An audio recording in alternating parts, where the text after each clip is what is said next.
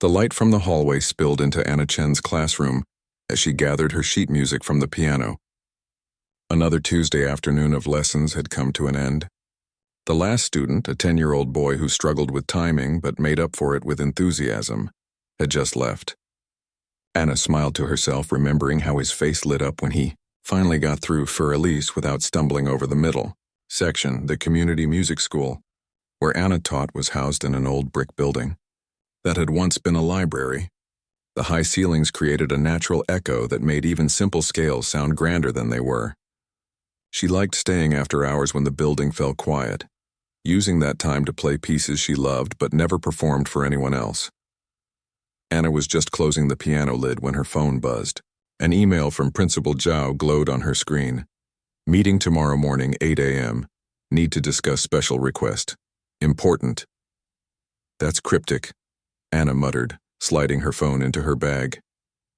Principal Zhao wasn't known for being mysterious. He was direct, sometimes to a fault, which made this vague message unusual. The next morning, Anna arrived early. The school was still waking up, a janitor mopping the lobby floor, the front desk assistant arranging papers. Anna knocked on Principal Zhao's door, which was already open. "Ah, Anna. Come in, come in." Principal Zhao gestured to the chair across from his desk. In his late 60s, with salt and pepper hair always neatly combed, he had founded the community music school 20 years ago. "Thank you for coming early." Anna sat down, curiosity getting the better of her. "Your email sounded urgent." Principal Zhao's face broke into a wide smile. "We have an incredible opportunity. Do you know who Wei Ling is?" Anna felt a small jolt of surprise. "The conductor, of course. Everyone in classical music knows Wei Ling. The man was a legend. The first Chinese conductor to lead the Vienna Philharmonic, known for his innovative interpretations of both Western and Eastern compositions. He's coming here, to our school." Principal Zhao could barely contain his excitement. "His nephew is considering enrolling in our youth program, and Wei Ling is visiting next week to see our facilities." That's amazing," Anna said, genuine surprise in her voice. Their modest school rarely received visitors of such caliber. "We're planning a small welcome ceremony. Nothing elaborate. Wei Ling is known for appreciating simplicity." Principal Zhao leaned forward, his expression turning thoughtful. "And this is where I need your help, Anna." She shifted in her seat, already feeling a knot forming in her stomach. Public performances weren't something she volunteered for these days. "I'd like someone to play a brief musical welcome when he arrives. Just a simple note of greeting, something short. Maybe a minute, no more." He gave her an encouraging look. "You're our most accomplished pianist on staff." Anna felt her hands grow cold, the familiar sensation that preceded her anxiety. "I'm not sure I'm the right person." "What about Liu? His technique is excellent and he performs regularly." "Liu is good, yes, but your sensitivity at the piano." Principal Zhao shook his head. "It's different. More authentic. Wei Ling will appreciate that." Anna stared at her hands resting in her lap. They were teachers' hands now, steady, patient, designed to guide others rather than shine themselves. It had been 15 years since she'd performed for anyone important. 15 years since the disaster at Juilliard that had rerouted her entire life. "It's just a simple welcome note," Principal Zhao repeated softly, seeming to sense her hesitation. "You could prepare something traditional, or even improvise a greeting. Wei Ling is known to appreciate spontaneity." Anna looked around the office, taking in the photographs on the wall. Students from over the years, some now professional musicians themselves. Her gaze landed on a picture of a young girl sitting at a piano much too large for her, beaming at the camera. It was Anna herself 25 years earlier, when playing had been pure joy. "When is he coming?" she asked finally. "Monday, 5 days from now. The ceremony will be small, just staff and a few advanced students." Principal Zhao's face brightened. "So you'll do it?" Against her better judgment, Anna nodded. "A simple welcome note. That's all. Wonderful." Principal Zhao clapped his hands together. "I'll send you the details later today." As Anna left his office, the school was now fully awake. Students arriving with instrument cases, teachers hurrying to classrooms, the sound of scales and arpeggios filling the hallways. She headed to her own classroom, her mind already buzzing with possibilities and doubts. A simple welcome note. She could manage that, something brief that wouldn't draw too much attention to herself. Throughout the day, Anna taught her regular schedule of students, but her thoughts kept drifting to the upcoming performance. Between lessons, she jotted down ideas, perhaps a traditional Chinese folk melody reworked into a greeting, or something from Wei Ling's repertoire as a nod to his career. By evening, she had filled a page with musical fragments, none of them feeling right. Too obvious, too derivative, too safe. Anna stayed late that night, as she often did. The school gradually emptied until only the night watchman remained, making his rounds. In the quiet of her classroom, she sat at the piano, fingers hovering over the keys without pressing them. Just a simple note, she whispered to herself, but something inside her resisted the simplicity. It had been so long since she'd written anything of her own. So long since she'd allowed herself to truly express something personal through music. At home, Anna lived alone in a modest apartment 15 minutes from the school. It wasn't large, but it had one feature she'd insisted on when renting it. Enough space for her grandmother's upright piano, the instrument she'd first learned to play on. The piano was old now, with slightly yellowed keys and a tone that had softened with age, but Anna loved it more than any concert grand she'd ever played. That night, she couldn't sleep. At 2 a.m, she gave up trying and went to the living room. Moonlight streamed through the windows, illuminating the piano like a spotlight on a stage. Anna sat down and began to play softly, mindful of her neighbors. She tried various melodies, traditional Chinese tunes her grandmother had taught her, classical motifs that Wei Ling was known to conduct. Nothing felt right. Everything felt like she was trying too hard to impress, to be someone she no longer was. Anna stopped playing and simply sat in the silence. Her eyes drifted to the bookshelf beside the piano, where dozens of notebooks were stacked neatly. Each contained compositions she'd written over the years, pieces no one had ever heard. Some dated back to her time at Juilliard. Others were more recent. She hadn't opened those notebooks in years, afraid of facing both the talent and the fear they contained. Impulsively, she pulled one out, a blue notebook from about 5 years ago. Inside were sketches of a piece she'd started after her grandmother passed away. It was unfinished, too painful to complete at the time. Looking at the notes now, she felt a tug of emotion. This wasn't just music. It was memory, identity, the story of her life written in sharps and flats. This isn't a simple welcome note, she told herself, closing the book. But as she tried to sleep again, the unfinished melody from the blue notebook played in her mind. By morning, it had evolved, incorporating new elements. A greeting, yes, but also something more. A story. Her story. On Thursday, 2 days after Principal Zhao's request and 3 days before Wei Ling's visit, Anna arrived at school with dark circles under her eyes and a nervous energy she couldn't contain. Between lessons, she'd rushed to the piano to work out a new phrase or harmony that had come to her. Her students noticed the change. "You seem different today," observed one of her advanced students, a perceptive teenage girl who reminded Anna of herself at that age. "Do I?" Anna replied, straightening some sheet music on the piano. "You keep looking at the clock. And you're playing differently. With more?" The girl searched for the right word. "With more of yourself in it." Anna smiled, surprised by the insight. "I'm working on something. A piece for a visitor coming to the school. Can I hear it?" The girl asked eagerly. "It's not ready yet."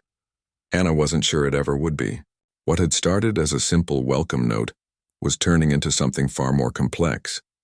A piece that wove together her Chinese heritage, her classical training, her years of silence, and something new she couldn't quite name.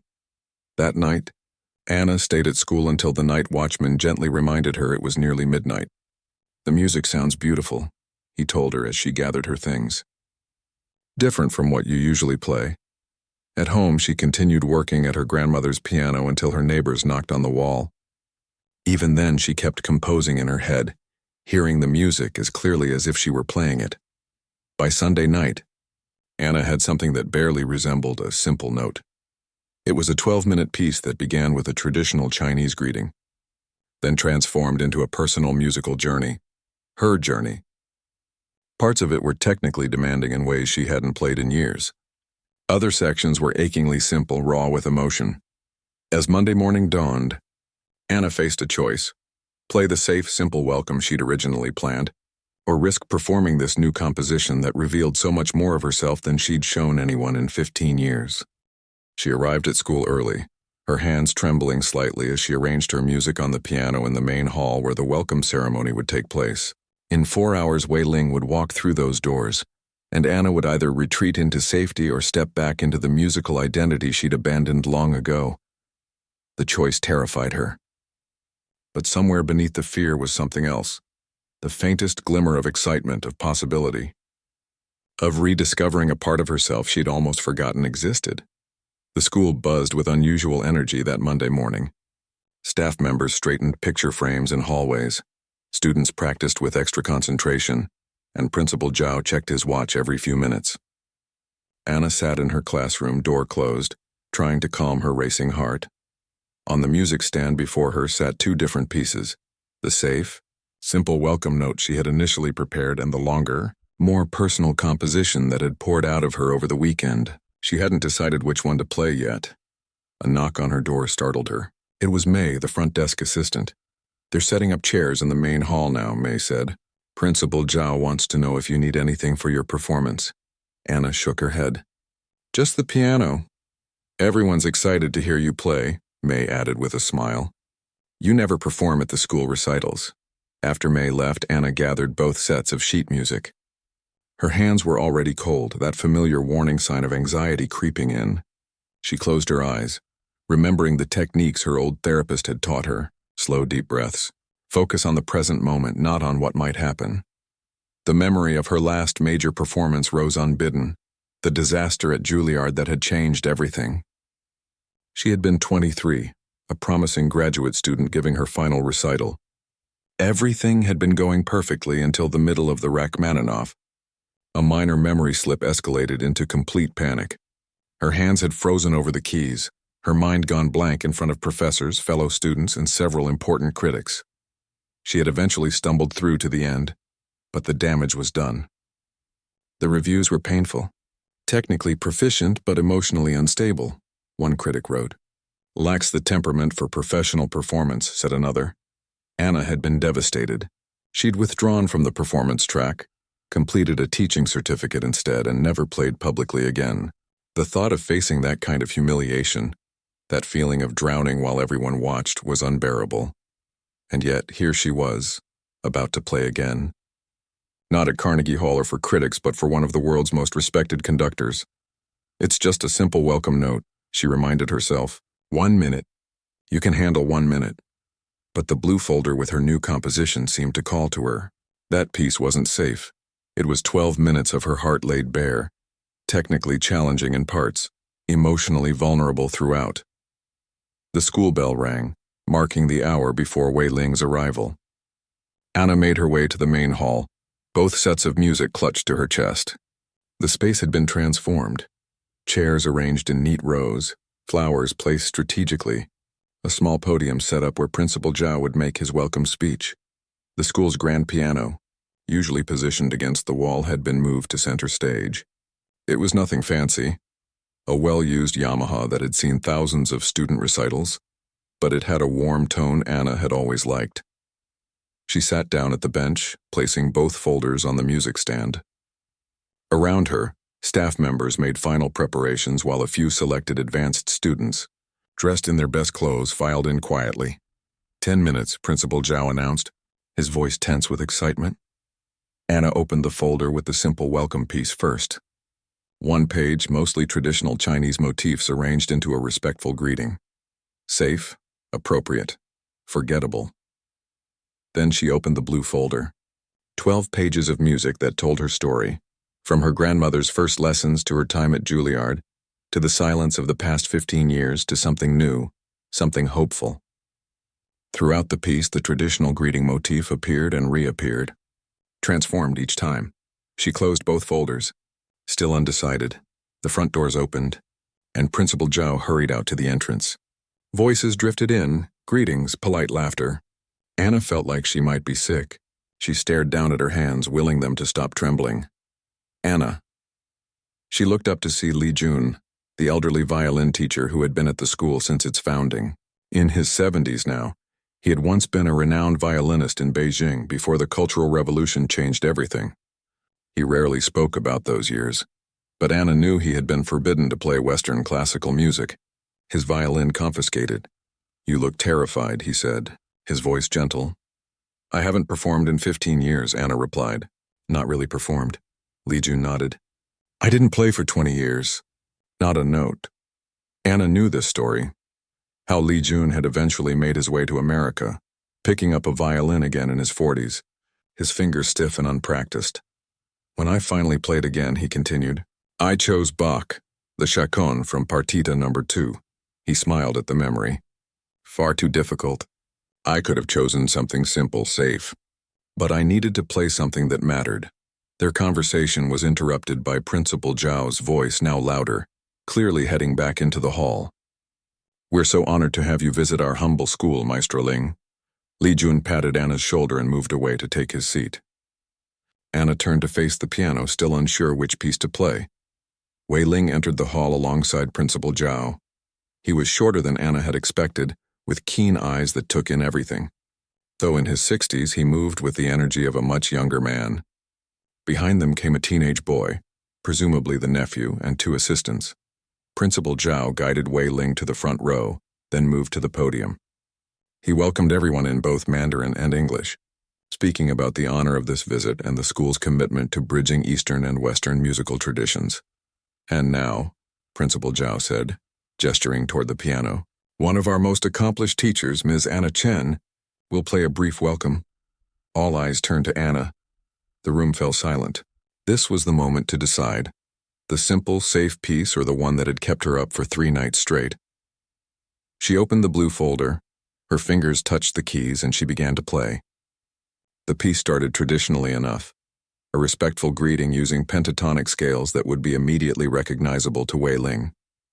For the first minute, she played exactly what everyone expected. Then the music changed. Anna let the melody evolve into something more complex, incorporating elements of Western classical structure while maintaining the Chinese motifs. Her fingers moved more confidently now, the muscle memory of years of training taking over. She glanced up once to see Wei Ling leaning forward slightly in his chair, his expression attentive. The teenage boy beside him had stopped looking bored and was watching her hands. Anna closed her eyes, letting herself fully enter the music. The piece moved into its middle section, the part that represented her years at Juilliard, full of technical flourishes and academic complexity. Then came the break, a moment of silence followed by simpler, quieter passages that spoke of her years of teaching, of hiding. The final section was the newest, the part she'd composed just yesterday. It integrated everything that had come before, but transformed it into something hopeful, something that looked forward rather than back. The traditional greeting motif returned, but now it wasn't just a greeting, it was a statement of identity. When she played the final notes, Anna kept her hands on the keys for a moment, afraid to break the spell. The hall remained silent. Had she made a terrible mistake? Had she indulged herself at the expense of the school's important visitor? She finally looked up. Wei Ling was still leaning forward, his eyes fixed on her with an intensity that made her want to disappear. But then she noticed something else. Many in the audience had tears in their eyes. Li Jun was nodding slowly, a smile playing at the corners of his mouth. Principal Zhao broke the silence with applause, and everyone else joined in. The sound filled the hall, much louder than Anna had expected from such a small group. Wei Ling stood, still watching her with that piercing gaze. "Thank you, Ms. Chen," Principal Zhao said, returning to the podium. "And now, Maestro Ling, if you would like to say a few words." Wei Ling approached the podium but then changed direction, walking straight to the piano instead. Anna felt frozen in place as he came to stand beside her. "That was not a simple welcome," he said quietly, so only she could hear. "I'm sorry," Anna began, but he held up his hand. "No. It was much better than that." His eyes were kind now, the intensity softened. "Who composed this piece?" Anna swallowed hard. "I did, for today." "For your visit?" Wei Ling's eyebrows rose slightly. "You composed this?" She nodded, feeling both pride and embarrassment. "Interesting." He studied her face. "It tells a story, I think." A story about silence and return. Anna felt a chill run down her spine at his perception. Yes, we will talk more about this later, Wei Ling said, then turned to address the waiting audience. As he spoke about the importance of music education and cultural exchange, Anna remained at the piano bench, her mind reeling. She had done it, performed not just in public but for one of the most respected musicians in the world. And not a safe, simple piece, but something deeply personal. The applause had not been polite obligation. It had been genuine appreciation. And Wei Ling himself had recognized something in her music. Something true. For the first time in 15 years, Anna felt a glimmer of the passion that had once driven her. Not just to play music, but to create it, to use it to express something meaningful. That feeling was terrifying, but also exhilarating. As the formal welcome concluded and people began to mingle, several colleagues approached to compliment her playing. The teenage boy, Wei Ling's nephew, asked if she was a composer as well as a teacher. Principal Zhao beamed with pride, clearly relieved and delighted by how everything had gone. But Anna was watching Wei Ling, who was now deep in conversation with Li Jun on the other side of the room. Both men glanced her way occasionally. "He wants to speak with you privately," May whispered, suddenly appearing at Anna's side. "After the tour, Principal Zhao says to meet in his office at noon." Anna nodded, her stomach tightening with nervous anticipation. What could Wei Ling possibly want to discuss with her? Had he recognized some technical flaw in her playing? Or worse, had he somehow known about her failure at Juilliard? As she gathered her music from the piano, Anna realized her hands were trembling again, but not from fear this time. For the first time in years, they trembled with possibility. The school hallways seemed different to Anna as she made her way to Principal Zhao's office. Students and staff smiled at her, some offering congratulations on her performance. A few advanced piano students watched her with newfound curiosity. Word had spread quickly through the small school community. Ms. Chen wasn't just a teacher. She was a composer, a real musician. Anna felt oddly disconnected from it all, as if she were floating slightly above the floor. Had she really just performed her own composition for Wei Ling? Had it actually gone well? Part of her still couldn't believe it. She paused outside Principal Zhao's office, hearing voices inside. Wei Ling's distinctive accent carried through the door, though she couldn't make out his words. Taking a deep breath, Anna knocked. "Come in," Principal Zhao called. Anna entered to find Wei Ling seated comfortably, a cup of tea in his hand. Principal Zhao stood by the window, looking pleased but slightly nervous. Li Jun, the elderly violin teacher, was there too, sitting quietly in the corner. "Ah, Ms. Chen," Wei Ling said, motioning to an empty chair. "Please join us." Anna sat, folding her hands in her lap to hide their slight trembling. Up close, Wei Ling was even more intimidating, his gaze direct and evaluating. "Missing nothing. I have been hearing about your background," Wei Ling said, gesturing toward Li Jun. "My old friend here tells me you studied at Juilliard." Anna shot a quick glance at Li Jun, who gave her a small nod of encouragement. "Yes, I did. Many years ago. But you did not pursue performance. It wasn't a question, but Anna answered anyway. No, I found I was better suited to teaching." Wei Ling tilted his head slightly, studying her face. "The piece you played today, when did you compose it?" "Most of it over the weekend," Anna admitted. "Though parts of it I've been carrying with me for years." Wei Ling's eyebrows rose. 3 days? You created that in 3 days?" Anna nodded, feeling both embarrassed and proud. "And have you composed other works?" "Yes, nothing formal. Nothing performed, just for myself." Wei Ling set down his teacup and leaned forward. "Ms. Chen, I don't believe you are better suited to teaching. I believe you are an artist who has been hiding. Your composition today, it was not perfect, but it was alive. It had something many technically flawless pieces lack, a genuine voice." Anna felt heat rise to her face. "Thank you, but I am not finished," Wei Ling said, holding up his hand. "My nephew, who was bored by the prospect of visiting yet another music school, recorded your performance on his phone. He has already sent it to his friends, who are students at the Central Conservatory in Beijing." Anna's stomach dropped. "He recorded it?" Wei Ling smiled for the first time. "Yes, and I am glad he did. Because I would like you to develop this piece further. Extend it, refine it. I have a small chamber orchestra performing in a composer's showcase next month. I would like to include your work." The room fell silent. Anna stared at Wei Ling, certain she had misheard him. Principal Zhao made a small sound of surprise. Maestro Ling, Anna finally managed. I'm not a professional composer. I've never written for orchestra. Yet your piece already suggests orchestration in its structure. The counterpoint, the voice leading. You hear it as more than piano music. Don't you? Anna couldn't deny it. As she'd been composing, she'd heard other instruments in her mind. Cello for the deeper emotional passages. Violin for the soaring moments, woodwinds for the traditional Chinese motifs. I'm not sure I can, she said honestly. It's been so long since I've written anything formal. Which is exactly why you must. Li Jun spoke up from his corner. The music has been building in you all these years. It's time to let it out. Wei Ling nodded. I will send you some recordings of my chamber orchestra so you understand their capabilities.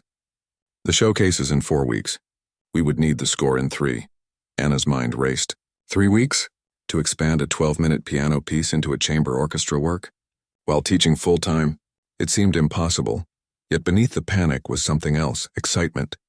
The prospect of hearing her music played by an actual orchestra, of working with a conductor of Wei Ling's caliber. It was the kind of opportunity she'd given up hope for long ago. May I think about it? She asked.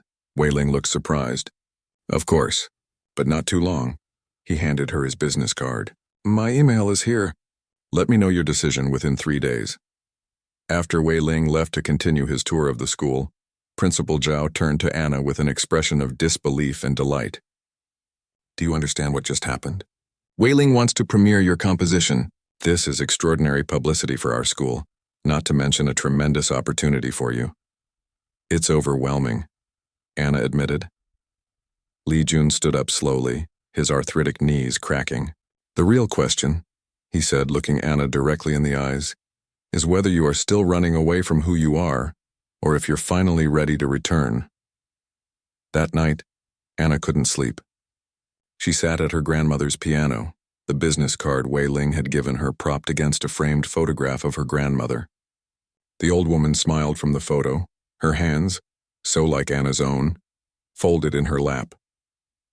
Anna's grandmother had been her first teacher, showing her how to place her small fingers on the yellowed keys of this very piano. She had been a talented musician herself, but had lived through times in China when Western classical music was forbidden. By the time restrictions eased, she was too old to pursue the career she might have had. You will play for both of us, she had often told Anna, and Anna had, until fear stopped her. Now staring at the photograph, she wondered what her grandmother would think of today's events, of Wei Ling's offer, of the fact that Anna was even hesitating to accept it. She opened her laptop and found a video of Wei Ling conducting. The piece was familiar, Tchaikovsky's Violin Concerto, but Wei Ling's interpretation made it sound fresh, almost new. The camera occasionally showed his face as he conducted, his expressions intense, completely absorbed in the music. What would it be like to have someone like that interpret her work, to take what she had written and bring it to life through other musicians? The thought was both thrilling and terrifying. Anna closed the video and opened a blank document. If she were to expand her piece for chamber orchestra, how would she begin? Which instruments would carry which themes? How would she maintain the personal nature of the piece while allowing it to grow beyond her solo piano version? Almost without conscious decision, she began to type. Ideas flowed. Instrumentation choices, development of themes, new transitions between sections. When she finally looked up, it was 3 a.m., and she had written 6 pages of notes. This doesn't mean I'm doing it, she told herself, closing the laptop. But deep down, she knew she had already decided. The next morning, Anna arrived at school early. She had barely slept but felt strangely energized. She sent a brief email to Wei Ling accepting his offer, before she could change her mind. Throughout the day, as she taught her students, Anna's mind kept returning to her composition. Ideas for orchestration came to her in the middle of lessons. During her lunch break, she scribbled notes on staff paper, mapping out how the piece would expand from solo piano to chamber orchestra. After her last student left, Anna stayed at the school piano experimenting with new passages. The piece was growing in her mind, becoming something larger and more complex than what she had played yesterday. She didn't hear Li Jun enter the classroom. I thought I might find you here, he said, startling her. You've decided to accept then? Anna nodded. I emailed Maestro Ling this morning. Li Jun sat in a chair near the piano. May I hear what you're working on? For the next hour, Anna played fragments of her evolving composition, explaining her ideas for orchestration. Legion listened intently, occasionally making suggestions or asking questions that pushed her thinking in new directions. The hardest part, Anna confessed, is that this piece is so personal. It tells my story. When I play it, I know what each section means. But how do I convey that to other musicians? To an audience? The best music speaks for itself, Lee Jun said. But perhaps program notes would help, a brief explanation of the journey the piece represents. Anna considered this. Could she be that vulnerable? Admit publicly that this music was about her failure, her retreat, her years of silence. You're afraid again, Lee Jun observed. Yes, Anna admitted, but a different kind of afraid. Not of failing, but of being seen. Lee Jun nodded. That is a better fear, a braver one. Over the following days, Anna fell into a new rhythm. She taught her regular classes, but every spare moment was devoted to her composition. She came to school earlier, stayed later, and worked at home into the night. Her dining table disappeared under staff paper. Her computer filled with music notation files. A week after accepting Wei Ling's offer, Anna received an email from him with recordings of his chamber orchestra and some gentle suggestions for her work in progress. He had liked the draft she sent, but pushed her to be even more personal, more daring in her choices. Do not compose to please me or anyone else, he wrote. Compose the truth as you hear it. These words became a touchstone for Anna as she worked. When she found herself making safe choices, choosing conventional harmonies or predictable developments, she would stop and ask herself, is this true? Is this what I really hear? Often the answer was no. The real music in her head was stranger, more complex, less concerned with fitting into existing forms. It drew from both her Chinese heritage and her classical training, but refused to be bound by either tradition. 2 weeks into the process, Anna realized she was no longer composing just from her head. She was composing from somewhere deeper. The music was coming from the same place her performance anxiety had come from, that core of vulnerability and truth that she had spent 15 years trying to protect. Each day, the piece evolved. What had begun as a 12-minute piano composition was now approaching 20 minutes for chamber orchestra. The structure remained, the traditional greeting that transformed throughout, the sections representing different periods of her life, but everything had deepened, gained texture and complexity. Working on the piece was changing Anna in subtle ways as well. Her students noticed that she was more present in their lessons, more willing to demonstrate difficult passages herself. Her colleagues commented on a new confidence in her walk, her voice. Principal Zhao beamed with pride whenever he saw her, already planning how the school would promote their teacher's debut with Wei Ling's orchestra. Even her apartment felt different. The notebooks full of unperformed compositions were no longer hidden on the shelf. They were stacked on her piano, pages marked with sticky notes, old ideas finding new life in her current work. For the first time in 15 years, Anna felt like a complete musician again, not just someone who taught others to play, but someone who created, who had something to say through music. 3 weeks after Wei Ling's visit, Anna sat at her computer late into the night, making final adjustments to the score and parts. Tomorrow was her deadline to send everything to Wei Ling. In just 1 week, her music would be rehearsed by professional musicians. In just over a week, it would be performed for an audience.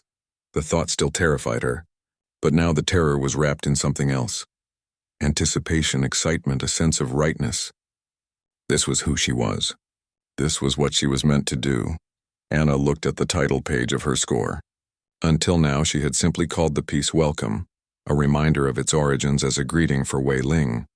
But that title no longer fit what the music had become. After a moment's thought, she typed a new title, Return. The week before the performance passed in a blur for Anna.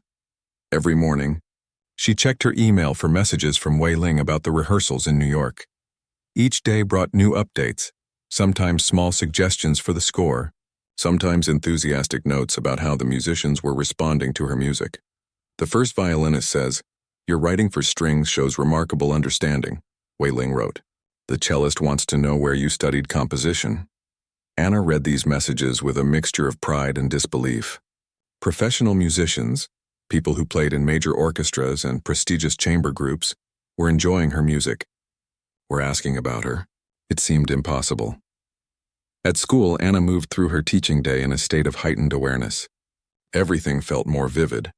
The sound of beginners stumbling through their scales, the afternoon light slanting through classroom windows, the familiar smell of rosin and wood polish. She found herself being more patient with struggling students, more willing to share her own past difficulties. "Did you always play perfectly, Ms. Chen?" a young boy asked after fumbling the same passage for the 5th time. "Never," Anna told him honestly, "and the times I made the biggest mistakes taught me the most." The boy had looked at her doubtfully, but tried the passage again with slightly more confidence.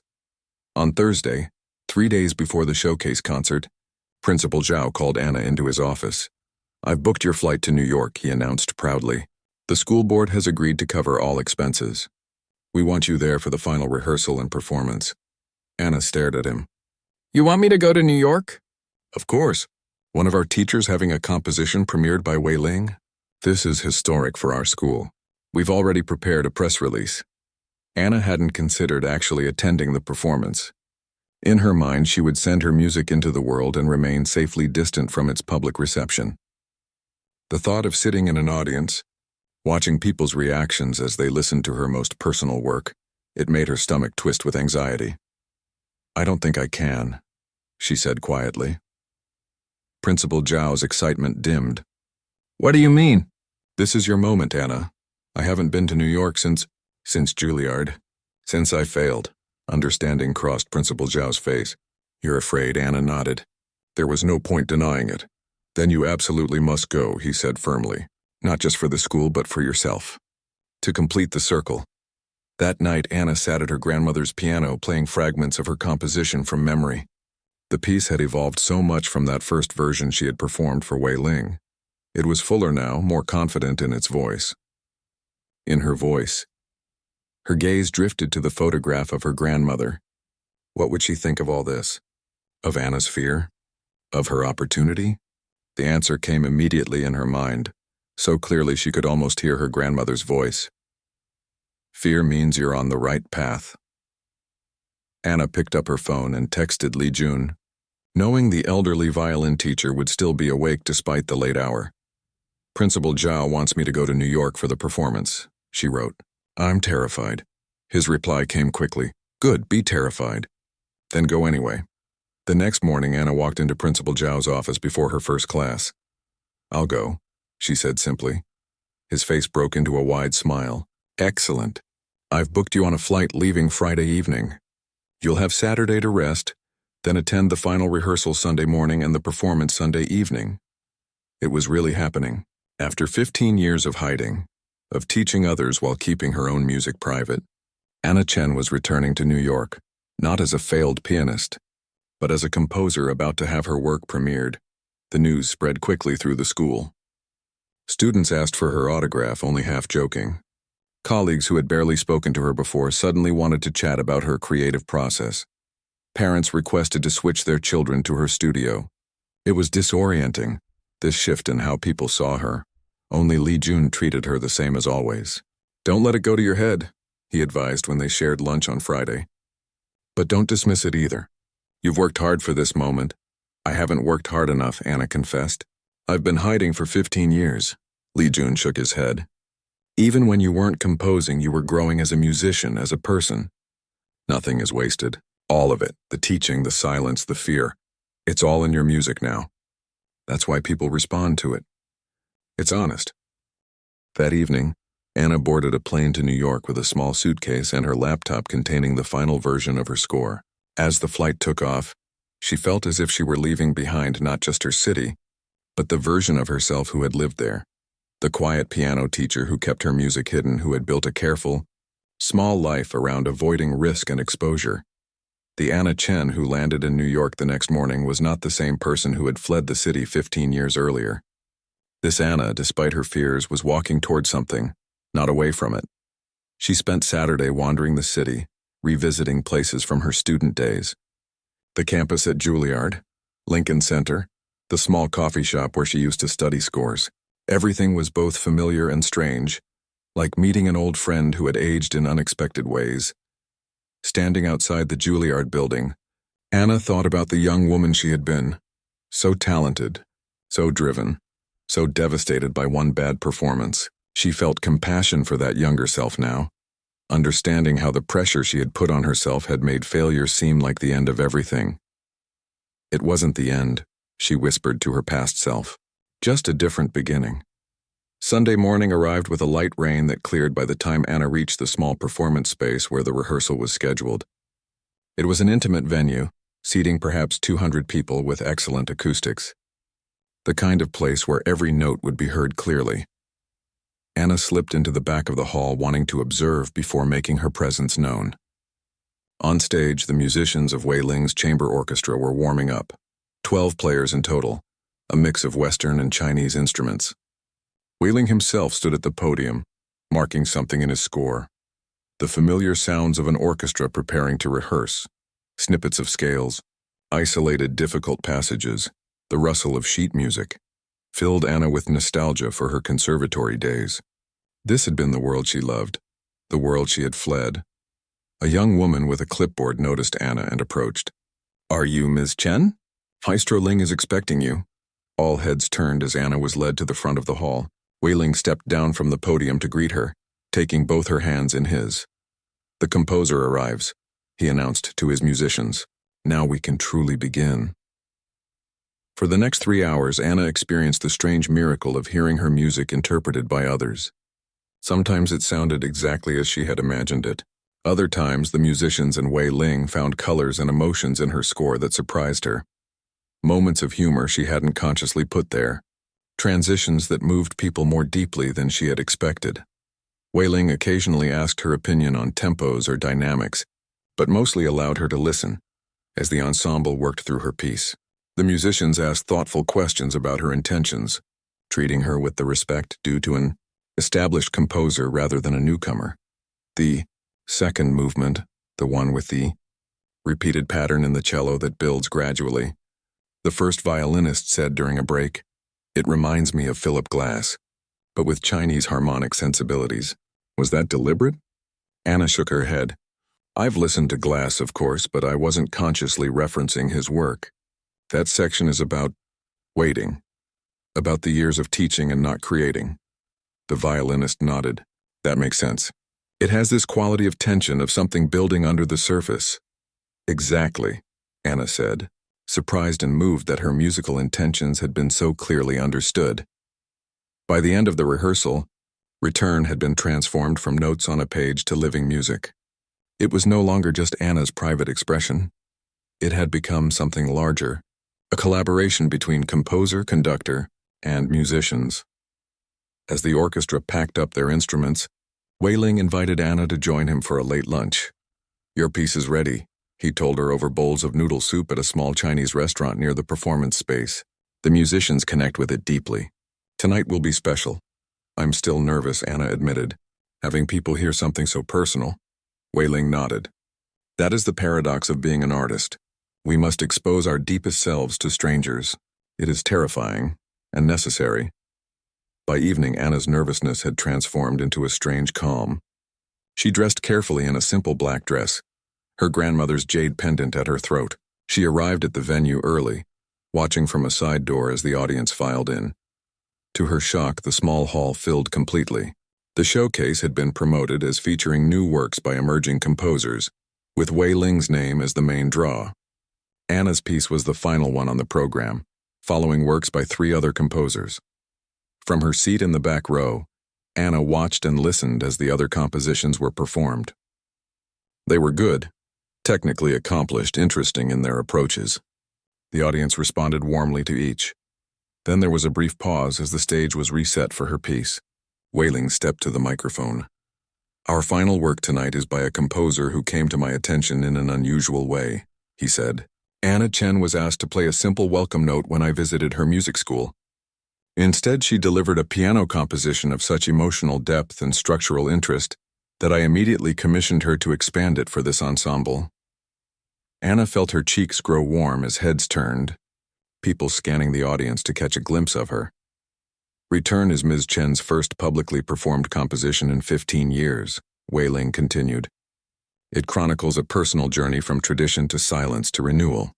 Please welcome to the stage Ms. Anna Chen. This wasn't part of the plan. Anna had expected to remain anonymously in the audience. But now Wei Ling was gesturing toward her, and the audience was applauding expectantly. For a moment, the old panic threatened to overwhelm her, the same feeling that had paralyzed her fingers during that fateful recital 15 years ago. But this time, Anna recognized the fear and let it wash through her. Then she stood, moved to the stage, and took a small bow. "Thank you for being here," she said simply, her voice steadier than she had expected. Then she returned to her seat. Wei Ling raised his baton. The hall fell silent. The piece began with a solo cello playing the traditional greeting theme that had started it all. Gradually, other instruments joined in.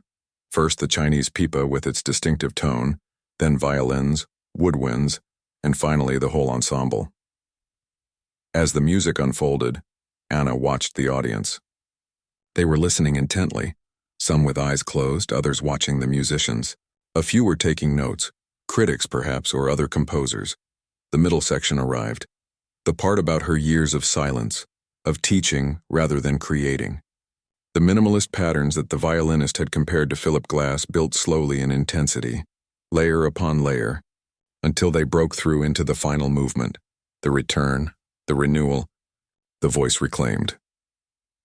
When the final notes sounded, the traditional greeting theme now transformed into a statement of identity and hope. The hall remained silent for a long moment. Then the applause began, growing until people were standing. Wei Ling gestured for Anna to join him on stage again. This time, as she walked forward, she felt not fear but a deep sense of completion. The circle that had begun 15 years ago with failure and retreat had finally closed.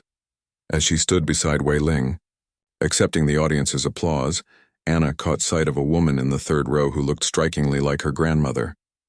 It wasn't her, of course. Her grandmother had passed away years ago, but for a moment, Anna felt her presence, her pride, her love. "You played for both of us." Anna could almost hear her saying. "Yes," Anna thought. "Finally I did." The morning after the performance, Anna woke in her hotel room to find her phone overflowing with notifications. Overnight, a video of Return had been uploaded to social media by someone in the audience. It had already been shared thousands of times, with comments pouring in from around the world. Anna scrolled through them in disbelief. Who is this composer? Her music feels both ancient and completely new. The way she blends Chinese traditions with Western orchestration is masterful. This piece made me cry. I don't even know why. Does she have other works? Where can I hear more? There were also emails. From other conductors, from a music publisher, from the director of a composition festival in Europe. Most surprising was a message from the dean of music at Juilliard, who had been in the audience. He invited Anna to speak to the composition students during her stay in New York. "Your journey from performance to teaching to composition offers valuable insights for our students about resilience and artistic identity," he wrote. Anna set the phone down, overwhelmed. Just days ago, she had been a piano teacher whose creative voice was known only to herself. Now, strangers around the world were connecting with her music, finding meaning in it, wanting more. There was a knock at her hotel room door. She opened it to find Wei Ling already dressed for the day, his eyes bright with excitement. "You've seen?"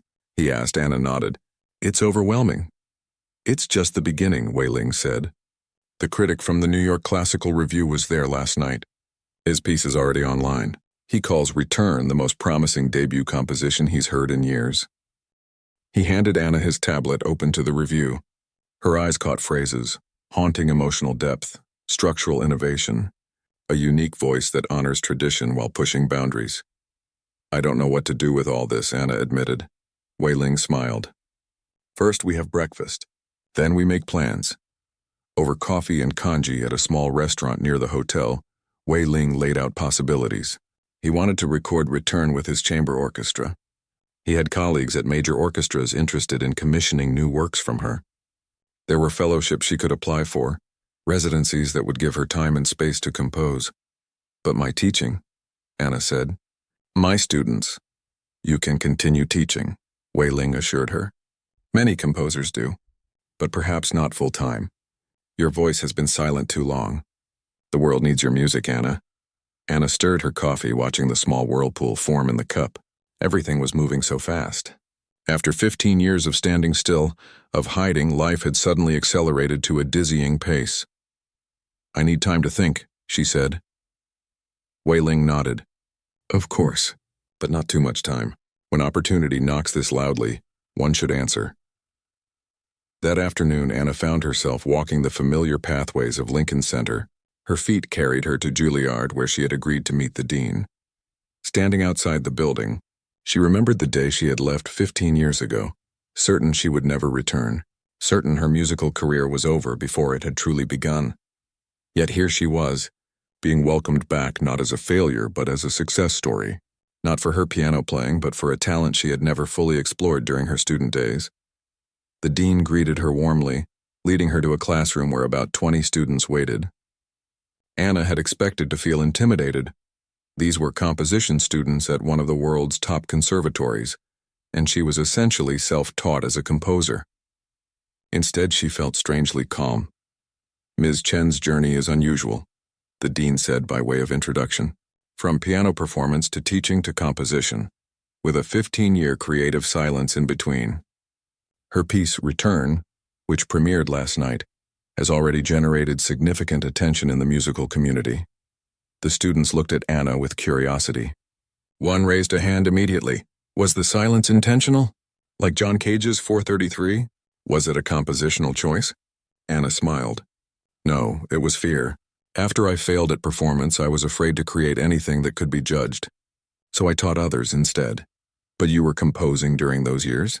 Another student asked. Yes, for myself only. Filling notebooks with music no one heard. What changed? A young woman in the front row asked. Anna thought for a moment. Someone asked for a simple note, and I couldn't give them one. I had to give them the truth instead. For the next hour, Anna answered questions about her compositional process, her influences, her unusual path. The students were engaged, respectful, genuinely interested in how someone outside the traditional composer pipeline had created something that resonated with so many. One question in particular stayed with Anna after the session ended. A quiet student in the back had asked, Do you think your music is better because of the 15-year silence? Would you have written Return if your path had been different? Anna had answered honestly, I don't know if it's better, but it's more true. Everything I've experienced, the failure, the retreat, the years of teaching, the gradual return, it's all in the music. I couldn't have written this piece without living that journey first. As she left Juilliard, Anna felt a weight lift that she hadn't realized she'd been carrying. She had returned to the scene of her greatest disappointment and found not judgment but appreciation. Not failure, but a different kind of success. Her phone buzzed with a text from Principal Zhao. You're all over the news here. When are you coming home? The school wants to have a celebration. Home. The word gave Anna pause. What was home now? The quiet life she had built as a teacher? Or this new world that was opening up, full of possibilities she had long ago abandoned? Perhaps it could be both. By the time Anna boarded her flight back 2 days later, she had made some decisions. She had agreed to let Wei Ling record Return with his chamber orchestra. She had accepted a commission from a regional symphony for a new piece to premiere the following year. And she had spoken with Principal Zhao about reducing her teaching load to give her more time to compose. The school is fully supportive, Principal Zhao had assured her. Having a composer of your emerging stature on our faculty is a tremendous asset. We can work out a schedule that allows you to both teach and create. As the plane took off, Anna looked out the window at New York receding below. She was leaving again, but this time not in defeat. This time she was carrying something with her. Recognition, opportunity, and most importantly, a reclaimed sense of herself as an artist. The week after Anna returned home was a whirlwind. Local media wanted interviews. The school organized a reception where her students performed arrangements of sections from Return. Colleagues who had known her only as a quiet piano teacher now looked at her with new eyes. Through it all, Anna maintained a center of calm. Each morning she still rose early to practice piano before her students arrived. She still took the same care with each lesson, whether teaching beginners or advanced students. But now, she also set aside time each day for composition. The blue notebooks that had been hidden on her shelf became active working documents again. One evening, about a month after the New York premiere, Lee Jun stopped by her classroom as she was working on her new commission. "How does it feel?" he asked, settling his arthritic frame into a chair beside the piano. "To be a composer in the world, not just in secret?" Anna considered the question. "Scary," she admitted, "but right. Like I've been holding my breath for 15 years and can finally exhale." Lee Jun nodded. "I felt that way when I picked up the violin again after 20 years. Like coming home to myself." "Yes," Anna said. "Exactly that." Lee Jun glanced at the music on her piano. "The new piece, is it also personal?" "Less autobiographical than Return," Anna said. "But still personal. It's about my grandmother, how she kept music alive during the Cultural Revolution, teaching me in secret when Western music was still controversial." "A worthy subject," Lee Jun said softly. "Those stories need to be told, need to be heard." As he left, Anna returned to her composition. The notes came more easily now. There was still fear, still moments of doubt, but they no longer paralyzed her. They had become simply part of the process, part of the texture of creating. 6 months later, Anna sat in the audience of a grand concert hall, watching as Wei Ling conducted the world premiere of her second major composition, Hidden Melodies. The piece told her grandmother's story through music, the risks she had taken to preserve Western classical traditions, the Chinese folk songs she had transformed to keep them alive in dangerous times, the legacy she had passed to her granddaughter. As the final notes sounded and the audience rose in applause, Anna felt her grandmother's presence again, as strongly as she had that night in New York. This time, though it wasn't just a fleeting impression, it was a certainty that her grandmother's spirit lived on in these melodies, that her courage had found new expression in Anna's music. Wei Ling gestured for Anna to join him on stage for a bow. As she stood before the applauding crowd, Anna thought about the long, winding path that had led her here. The years at Juilliard, the devastating failure, the retreat into teaching, the gradual rebirth as a composer. None of it had been wasted. Every experience, every setback, every small victory had shaped her music, had made it uniquely hers. Even the 15 years of silence had served a purpose, allowing her creative voice to deepen, to mature, to find its true expression. As she took her bow, Anna saw among the audience several of her students, their faces shining with pride and possibility. What would they learn from her journey? That failure is not the end. That silence can be followed by song. That it's never too late to become who you were meant to be. Anna Chen had been asked for a simple note. She had delivered a lifetime of music instead. And this was just the beginning.